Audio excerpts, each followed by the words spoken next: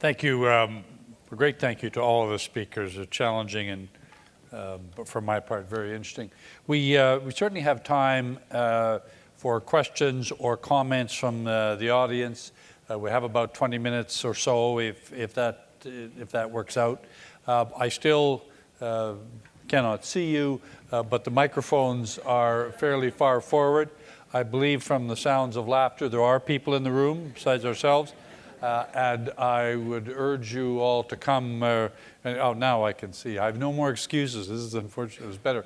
I see one person on a microphone there, so I'll start with you, sir, and one there. I'll go on my. I like going to my left, so I'll go there to number 2, then to number 3. Great. Is this on? Yep. Marlo Reynolds, Penman Institute. I'd like to hear from each of the panelists just your view on the current state of climate science and your view then, given what climate scientists are saying, your opinion on how urgent it is to reduce greenhouse gas emissions. Thank you. Clarence, can I start with you and work? As Michael said earlier, I'm a geologist, so the one thing I know that has been going on for 6.5 billion years is climate change. It's been with us for a long time. In fact, throughout most of the Earth's geologic history, the climate was far less conducive to man occupying it than it is today.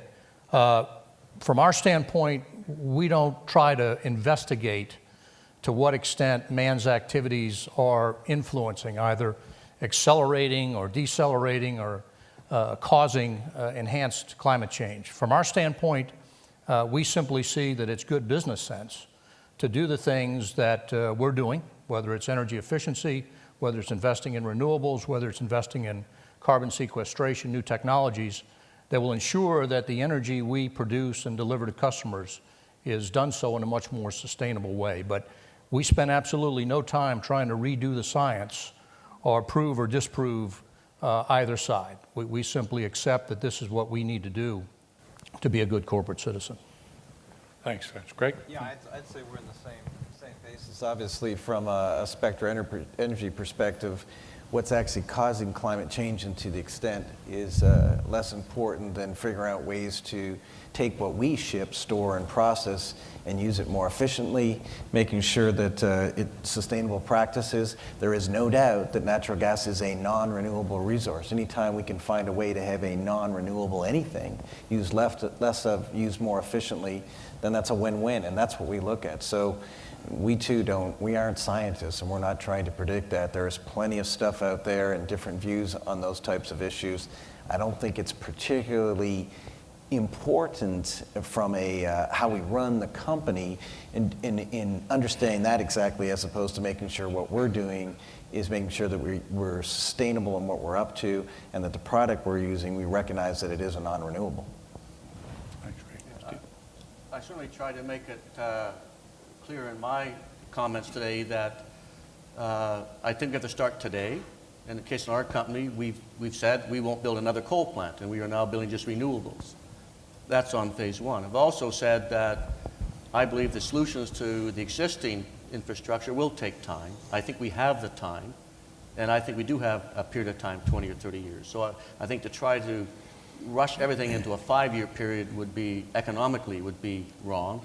And I'm not sure if there's enough scientific proof to support that. So anyways, my view was quite clear. We need to start today. We do have some time, but it doesn't mean we just wait. It doesn't look like you wait to 2040 and do everything. It's a steady road, down the road, make progress, start today, and just every year make progress. And I think you heard that from the oil sands. If you look back, we're 30 years made progress. Now we'll make more progress. I don't think it's going to come in a big gestalt. It's just steady, get it going, and get on with it. Okay, again, it's always tough when you're the fourth one to add something new to that. I just wanted to give you a break. No, it's good. I appreciate it. So if I start at the, I think most people are past the climate changing. I think there's little doubt that the weather patterns and the climate has been seeing some change. Whether what the causes are is what a lot of the debate's been about. And I'm very much in the camp, it doesn't matter much, because you've got a certain number of things you can do to influence this, and some of them we've been talking about here today. So it makes a ton of sense to manage energy efficiently. It's going to get more expensive, particularly around oil, because it's getting deeper and more difficult to get to. It's places like oil sands where you have to do a lot of work on it. So it's already getting more expensive, and what's come with energy, and we often forget it, is the ability to be warm when you're cold, the ability to be cold when you're warm, good health. Life expectancy is doubled largely in the oil age.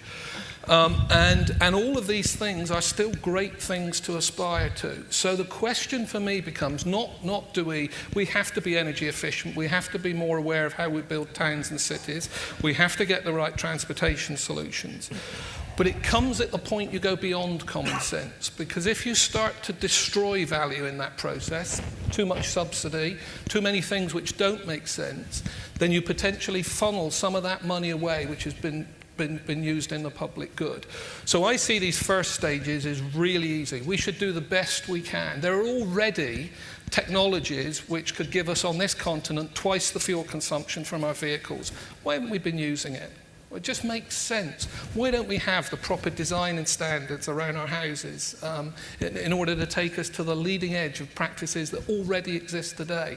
So all of these first stages, I just see them as a shot to nothing. We should be moving on with the sensible, common sense ones as fast as we can. Thanks, Steve. I'll just, in the interest of time, we'll go to mic 3. Colleen Kimmett, a reporter with the Tyee. I think this question is best directed for Steve Williams. You mentioned the need for a national sustainable energy policy. What are some specific policies or initiatives you'd like to see in that? And also, how do you measure the success of such a policy? Is it carbon targets, or is it energy production targets in terms of renewables or non-renewables? I think you've nailed it brilliantly. It's all those things. So I think it needs to look at the supply side.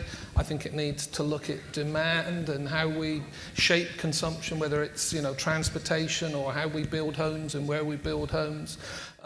And I think the other piece is, and it sort of links right back to the last question there around, absolutely it's about collaboration. It needs to be industry who are supplying some of the dollars. It needs to be government who are helping form the policy so that once technology is starting to be developed, you can roll it out quickly.